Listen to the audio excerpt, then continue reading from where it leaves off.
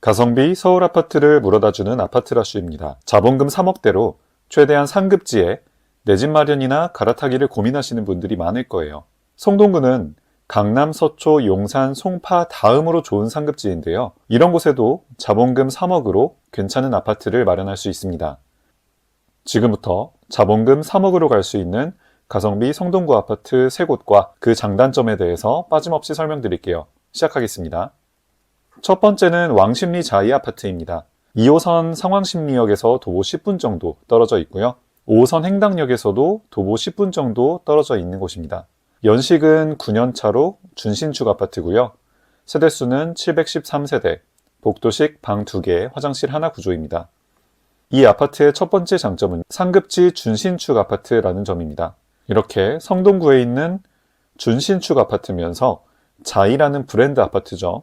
그런 아파트가 22평에 9억 5천이라는 거는 누가 봐도 괜찮은 가격이라는 생각이 드실 겁니다. 두 번째 장점은 종로 접근성이 좋다는 점입니다. 이렇게 2호선 라인에서는 광화문역까지 대략 13분 정도 걸리고요. 5호선 행당역에서도 광화문까지 12분 정도 걸립니다. 만약 종로나 광화문에서 일을 하시는 분들이라면 출퇴근하는데 대략 20분 정도밖에 걸리지 않겠죠. 그리고 광화문 외에도 강남이나 여의도까지도 대략 20분대 안으로 갈 수가 있기 때문에 교통이 정말 좋은 곳이라는 것을 아실 수가 있습니다. 장점 있는 반면에 단점도 있는데요.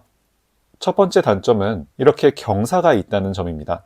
여기 보시는 것처럼 왕십리로에서 왕십리 자이까지 올라오는 데는 이렇게 오르막길이 펼쳐지고요. 그리고 이 행당역에서 왕십리 자이로 올라오는 길도 오르막길로 이루어져 있습니다. 이 왕십리 자이가 있는 곳 근처가 이 근처에서 가장 지대가 높은 곳입니다. 이런 성동구의 준신축 아파트가 20평에 9억 5천에 형성되어 있는 이유 중 하나가 바로 여기에 있는 경사입니다. 두 번째 단점은요. 왕십리 자이에서 배정되는 초등학교가 무학초등학교입니다. 근데 이 무학초등학교는 어느 정도 거리가 있을 뿐더러 이 무학초등학교에 배정되는 지역이 여기 보시는 아파트들도 있지만 그 주변에 있는 빌라나 단독주택도 포함되기 때문에 사람들이 그렇게 좋아하는 초등학교는 아닙니다. 때문에 왕십리 자이 아파트에 사시는 분들은 아이가 초등학교 들어갈 때쯤 되면은 학군지로 이사 가시는 경우가 많습니다. 하지만 이런 두 가지 단점에도 불구하고 이렇게 성동구 상급지에 브랜드 준신축 아파트가 이 가격대라는 것은 충분히 매력적인 상황입니다. 두 번째 아파트는 왕십리 삼성 아파트입니다. 왕십리역에서 도보 10분 정도 거리에 위치를 해 있고요. 5호선 마장역에서도 도보 2분 정도 거리에 위치를 해 있습니다. 현재 26평이 9억 4천에 형성이 되어 있습니다. 연식은 30년 차 구축 아파트죠. 그리고 세대수는 430세대, 복도식 방 3개 화장실 하나 구조입니다.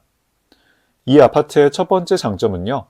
바로 여기 보시는 것처럼 쿼드러플 역세권이라는 점입니다. 왕십리역은 2호선, 5호선, 경의중앙선, 수인분당선이 다니기 때문에 이렇게 4개 호선이 지나는 곳인데요. 여기에서 도보 10분으로 이용할 수 있다는 것은 그만큼 이 좋은 교통을 활용할 수 있는 곳이라는 것입니다. 이 왕십리역에서는요. 광화문역까지 대략 14분 정도 걸리고 나머지 지역까지도 20분대 안으로 갈 수가 있습니다. 마장역에서도 이렇게 왕십리역이 옆에 붙어 있기 때문에 비슷한 시간으로 각 세 업무지구까지 접근할 수 있게 됩니다. 두 번째 장점은요. GTX C라인이 개통 예정이라는 것입니다. 이 왕십리역에서 삼성역까지 5분 만에 갈 수 있다고 하는 것이죠. 이 삼성역은 서울에서 가장 직장이 많이 몰려있는 강남의 가장 핵심 업무지구죠. 그곳까지 5분 만에 갈 수 있다고 하는 것은 이곳의 교통 입지가 정말 크게 개선이 된다는 점입니다. 근데 이 GTX C라인은요. 아직 착공을 하지 못했습니다. 2025년 착공 예정이라고 하지만 아직 착공을 시작 안 한 상태고요. 2025년에 착공이 된다 해도 2030년에 개통이 될지도 미지수입니다. 세 번째 장점은요. 편의시설이 잘 갖춰져 있다는 점입니다. 이렇게 보시는 것처럼 왕십리역에 엔터식스가 있고요. 그리고 이마트도 있고 CGV도 있습니다. 바로 집 앞에서 이런 문화생활, 쇼핑생활을 부족하지 않게 할 수가 있죠. 마지막 장점은 한전부지 개발 기대감이 있다는 점입니다. 이렇게 왕십리 삼성아파트 뒤에 한전부지가 있는데요. 여기가 지금 부품 창고 등으로 계속 땅을 놀리고 있는 상태입니다. 그런데 최근에 이 한전 부지에 매각 공고가 나왔습니다. 대략 5천억짜리 땅이라는 건데요. 여기에 주거복합시설이 들어오게 되면 상가도 생길 거고 아파트도 생길 거기 때문에 이 동네가 훨씬 더 활기를 띠게 될 것이라는 것을 예상해 볼 수 있을 겁니다. 자, 이렇게 많은 장점을 가지고 있는 왕십리 삼성아파트에도 단점이 있는데요. 첫 번째 단점은 세대수가 상대적으로 적다는 점입니다. 이렇게 430세대로 세대수가 많은 편은 아니지만 그래도 한 달에 한두 번 정도씩은 거래가 되는 편입니다. 때문에 치명적인 단점은 아니라고 보시면 되겠습니다. 두 번째 단점은요. 이렇게 왕십리역에서 경의중앙선이랑 수인분당선이 지상철길로 지나기 때문에 왼쪽과 오른쪽의 동네가 분리된다는 면이 있습니다. 이 지상철길을 넘어가려면 이 지하차도로 넘어가야 되기 때문에 이 주변이 상대적으로 답답하게 느껴진다는 점이 있습니다. 마지막 단점은요. 비약군지라는 점입니다. 이렇게 왕십리 삼성아파트 뒤쪽에 초등학교랑 중학교가 있는데요. 이 마장초등학교는 사람들이 그렇게 선호하는 초등학교는 아닙니다. 그리고 중학교의 입시 성적을 보시면 알 수 있는 것처럼 여기는 학군지가 아니죠. 보통 우리가 학군지라고 말할 수 있으려면 대략 특목고를 1년에 10명 이상 보낼 수 있어야 되고 최소 5명 정도는 되어야 여기는 어느 정도 사람들이 선호도가 있는 중학교다 이렇게 말을 할 수 있게 됩니다.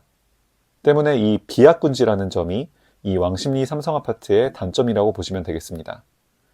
그래서 왕십리 자이아파트랑 비슷하게 이 왕십리 삼성아파트 사시는 분들도 자녀가 초등학생이 되기 전에 학군지로 이사를 많이 가십니다. 이런 단점에도 불구하고 이런 미래가 기대되는 점들이 있기 때문에 이 왕십리 삼성아파트는 충분히 가격 대비 너무나 매력 있는 아파트다 이렇게 말씀드릴 수 있겠습니다. 마지막 아파트는 청계현대아파트입니다. 이렇게 마장역에서 도보 7분 거리에 위치를 해 있습니다. 아까 보신 왕십리 삼성아파트 그 뒤편에 있죠. 이 청계현대아파트는요 28년차 구축 아파트고요 1017세대로 대단지 아파트고 복도식 방 3개 화장실 하나 구조입니다. 이 아파트는 원래 이름이 마장현대 아파트였어요. 하지만 사람들이 마장동에 대한 이미지를 아파트를 생각할 때는 그렇게 긍정적으로 생각하지는 않습니다. 때문에 이 청계현대 아파트라고 이름을 작년에 바꿨습니다. 첫 번째 장점은 초품화 대단지라는 점입니다. 이렇게 아파트 바로 앞에 마장초등학교가 붙어 있습니다. 그리고 이 청계현대 아파트는 선호도가 있는 편이기 때문에 거래가 굉장히 활발하게 이루어집니다. 거래가 활발하게 이루어지면 뭐가 좋냐 이렇게 말씀하실 수 있겠지만 여러분들이 나중에 갈아타기를 하실 때 내가 원하는 타이밍에 아파트를 팔아야 하는데 거래가 잘 되는 아파트여야 내가 원하는 타이밍에 손해보지 않고 아파트를 팔 수가 있게 되는 거죠. 두 번째 장점은요. 아파트 바로 앞에 청계천 산책로가 있다는 점입니다. 서울에는 공원이 잘 갖춰진 아파트를 경기도에 있는 지역보다는 찾기가 힘들죠. 그런데 이 청계현대 아파트는 바로 앞에 청계천 산책로가 있기 때문에 여러분들이 퇴근하고 언제든 원하실 때 아파트 바로 앞에서 산책로에 진입을 할 수가 있습니다. 마지막 장점은 평지라는 점입니다. 성동구는 경사가 굉장히 많기로 유명하죠. 성동구에서 두 번째로 비싼 동네인 옥수동에도 굉장히 경사가 심합니다. 그리고 세 번째로 비싼 동네인 금호동에도 경사가 굉장히 심하죠. 이런 성동구에서 이렇게 평지라는 점은 큰 메리트라고 보시면 되겠습니다. 이런 장점이 있지만 단점도 당연히 있겠죠. 첫 번째 단점은 이 축산시장이 바로 옆에 인접해 있다는 점입니다. 사람들이 축산시장을 놀러 가는 건 좋아하지만 내 집 앞에 있는 거는 그렇게 좋아하진 않으시거든요. 그리고 어떤 분들은 여름철에 조금 냄새가 날 수 있다고도 말을 합니다. 그렇기 때문에 이런 점이 단점이라고 보시면 되겠고요. 그리고 두 번째 단점은 주변에 아파트가 아닌 빌라가 많다는 점입니다. 이렇게 바로 아파트 옆에 마장 신성 미소지움 아파트도 있지만 그래도 대부분은 다 빌라입니다. 이 점이 여기가 비약군지라는 점에도 영향을 끼치는데요. 아까 설명드렸던 것처럼 마장중학교는 입시 성적이 좋은 편은 아니기 때문에 사람들이 선호하지는 않습니다. 마찬가지로 여기도 아이가 초등학교 들어가면서는 학군지로 이사 가시는 것을 추천드립니다. 이런 단점에도 불구하고 여기가 매력적인 이유는 서울의 상급지인 성동구의 괜찮은 아파트를 이 가격대에 매수할 수 있다는 점입니다. 자, 오늘 이렇게 아파트 3개를 알아봤습니다. 저는 매주 임장하면서 가성비 서울 아파트를 계속 뽑고 있습니다. 가격은 계속 변하기 때문에 영상이 올라오자마자 보셔야 그 기회를 잡으실 수가 있습니다. 구독해두시고 가성비 아파트를 가장 먼저 받아보세요. 다른 지역 영상에서 뵙겠습니다. 감사합니다.